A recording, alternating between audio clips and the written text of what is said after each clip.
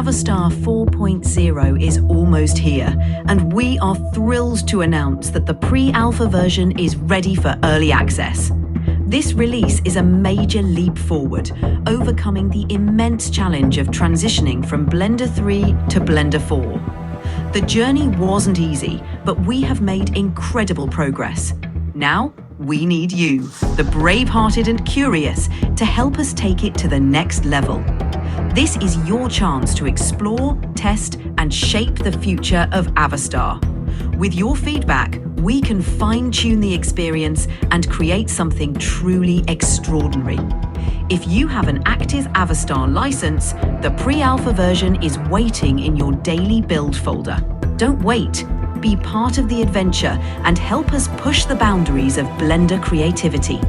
Help us to make Avastar the greatest product ever.